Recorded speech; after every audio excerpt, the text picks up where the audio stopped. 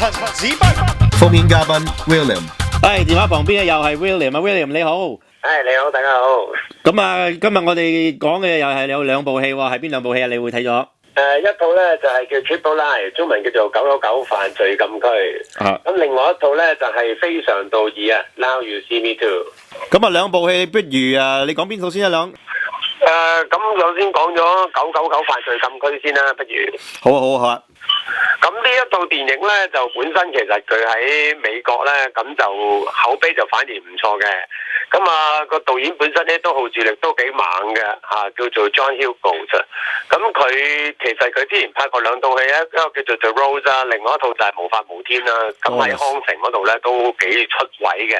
咁所以佢今次拍呢個 Triple Lie 咧，就有一班大卡士咧，就好資深嘅演員咧都有就去。即係點講啊？即係同佢一齊參與佢呢個電影嘅演出嘅。咁當中包括有呢個奇溫斯利啦、Alan Paul 啦、Casey Affleck 啦咁等等嘅。咁嗰個故仔其實大致係想講，都係講啲黑警去參加一個俄羅斯黑幫嘅一個計謀啦。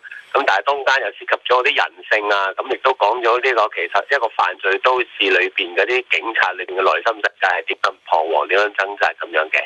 聽講話呢套戲嘅劇本咧係有好似攞過獎嘅喎，係咪啊？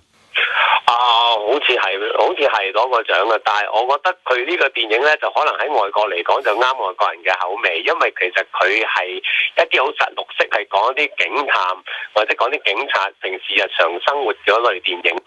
咁但係如果你調翻轉頭喺我個人嚟睇呢，我就覺得佢就太多嘢想講啦，就變咗有時就累贅咗咯，就變咗唔係話好集中令嗰個人去投入咗嗰個劇情嘅發展咯，咁所以變咗到後半部嘅時候，當你期待緊最後佢哋嗰個犯案，其實佢個犯案叫 Triple Lie 嘅意思，即係話佢哋警隊裏邊有個曲嘅叫 Triple Lie， 咁只要999一出咗呢個曲咧，就全個城市嘅警察咧，亞特蘭大警察咧就會去咗去查一單 case，咁而咧就趁嗰段空檔嘅時間咧，佢哋就可以做另外啲私幫嘢嘅，咁所謂999嘅意思就即係 office shutdown 啦，即係有警員中槍咁嘅意思啦，咁所以佢哋就要策劃咗一個局咧，就係佢哋其中一個探員咧，就要出賣另一個啱啱新紮嘅警探嘅。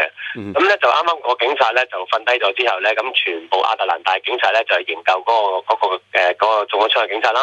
咁然後另外一班人咧就做佢哋應承咗奇溫斯利作為一個俄羅斯黑幫女首領之前做嘅任務咁樣嘅。咁但係當你去投入去睇到個壓軸嘅高潮戲嘅時候咧，就發現咧其實佢臨尾嗰場就拍得比較簡陋啲，咁就變咗就太過輕易，就覺得有少少草率，就變咗同之前鋪排嘅嘢就爭啲咯。同埋始終嚟講啦，佢個電影係2個小時啦，佢想講嘅人物又太多啦，個線線又太多啦，咁所以變咗臨尾就好似有啲兼顧唔到咧，有少少似就唔會好似以前 Training Day 咁精彩咯，即係嗰啲峰迴路轉啊咁樣，反而覺得佢就有少少鬆散嘅感覺咯。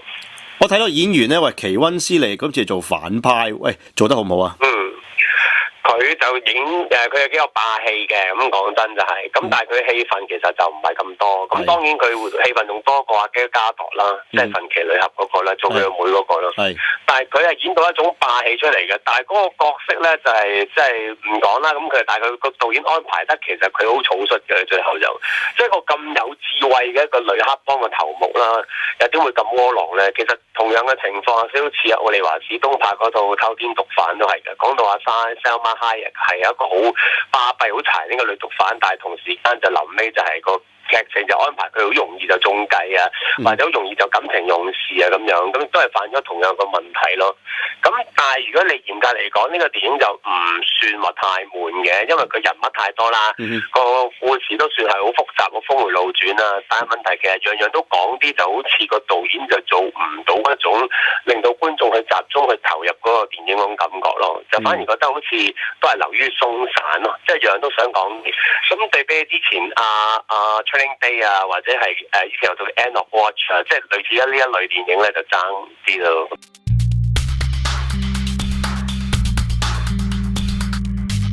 OK， 咁另一部我哋要講嘅就係 Now You See Me Too 呢個非常道第2集，咁啊英國呢邊咧都未上映嘅，要到7月先上映嘅。咁啊我自己當然又有睇第1集啦。咁啊William，你覺得今次第2集成績如何咧？我我覺得同第一集就相差甚遠啦，因為即係個人見解啦。咁第一集其實佢就都唔係話特別出色嘅，但係只係一個魔術版嘅動海豪情嚟嘅。但係都總算係拍得叫做生動有趣啦。咁同埋裏邊嗰啲魔術橋都有啲局中局啦，咁樣咁你都唔悶嘅。但係今集就其實就冇乜橋咯。其實唔係冇，根本就係冇橋可以咁講。咁變咗成個電影就係佢又拍得咁長咧，就變咗有啲對白太多咯。咁同埋我又覺得有少少悶嘅，就咁啦。咁啊演員方面，今次睇到就係上次呢個 Carrie Fisher 就即係 The Four Horsemen 嘅其中一個啦。咁但係今次因為佢好似話因為有新紀咁啊，唔可以演出咗另一位演員嚟代替佢。嗰個做成點啊？嗰個都幾出位嘅，嗰個都咁，但係流於陪襯嘅角色啊，因為成個電影嘅焦點咧，其實都係落咗喺阿 Jesse Eisenberg 啦，同埋阿 Woody Harrelson 嗰邊嘅。咁同埋仲有阿 Harry Potter 啦嗰個啦。Harry Potter 做成點啊？Harry Potter 咧，其實如果佢作為一個反派嚟講咧，都叫稱職嘅。咁但係我始終自己覺得佢咧，始終係接唔到一啲好嘅劇本啦，令佢有少少可惜啦。因為佢其實就係好一路都好想做一啲演技派嘅，咁但係佢奈何佢接嗰啲電影咧就真係麻麻地啦。呢部又係咁啦，上次嗰部 Young Frankenstein 咧都係麻麻地嘅戲啦。咁變咗有時真係可遇不可求嘅。咁佢呢個電影當然啦，佢做一個大反派，佢都好落力去演啦。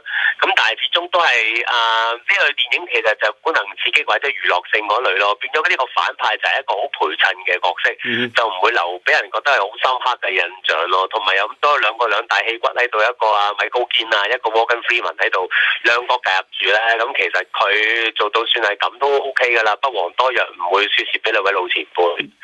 但係你話其實成個電影點解話唔好睇呢？咁仲有個問題就係話佢一啲魔術電影嚟講呢，其實佢就靠得太多係特技咯。咁變咗如果你想睇嗰啲魔術或者拆局啊或者表演呢，你就會覺得好失望咯。因為成個電影就係近乎於科幻或者武俠片嗰類嘢。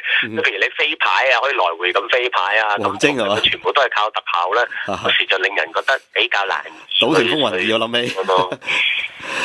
咁啊，喂！但係呢個導演就叫朱浩偉啊，咁啊，即係個華裔導演啦，咁亦都以往係拍過啲舞動系列啊，咁樣。今次佢嗰個同上次咁啊，導演一轉咁啊，會唔會係一個其實成績即係有所回落嘅主要原因呢？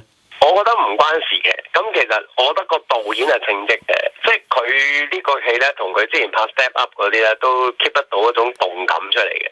佢哋睇嗰啲畫面啊，都好靈活嘅，嗰啲運鏡。但係問題，佢就算個畫面點去跳剪啊、調接得咁靈活咧，亦都難逃個劇本個累贅問題，因為劇本寫得太多對白咧，即係一人一句咁啦。咁初頭睇都仲可以嘅，但係如果頭半部戲都係咁咧，你會覺得好悶。但係呢個導演亦都唔會點樣刪減嗰啲對白咯，咁變咗有時有啲廢話都照過，咁所以覺得就令到電影就有少少節奏就比較慢咗咯。嗱，最後一點啊，就係原來呢部戲咧有我哋熟悉嘅周杰倫喎，咁佢今次係演出成點咧，定係只係一個大劇咧？其實我覺得都係屬於大劇嗰類啦，因為我覺得周杰倫呢個戲咧就冇乜點樣發揮嘅，亦都難到發揮到啦。因為其實佢係屬於係佢哋裏邊嗰個組織裏邊嘅其中一位成員嚟嘅。咁當然臨尾先揭咗出嚟啦。但係其實作為一個拍檔咧，咁其實臨尾壓軸高潮戲喺英國表演大魔術呢個大騙局裏邊咧，其實應該有佢表演下嘅。咁但係呢套戲就忽略咗佢咯。咁所以佢嘅角色咧，其實我可以用可有可無啊4個字形容。咁流於斟茶遞水咯。而佢嘅演出，我覺得佢都幾落力㗎，咁但係問題嗰個搶鏡度就唔夠清風俠咯，即係清風俠佢就俾幾出嘅個卡頭，但係佢呢個電影就寫俾佢擔正啦，企啦咁樣咯。OK， 好啊，唔該晒你 William， 我哋下個禮拜再有其他戲嘅評論。OK， 唔該晒。OK， 好 ，Thank you。OK， 好，拜拜。電影狂熱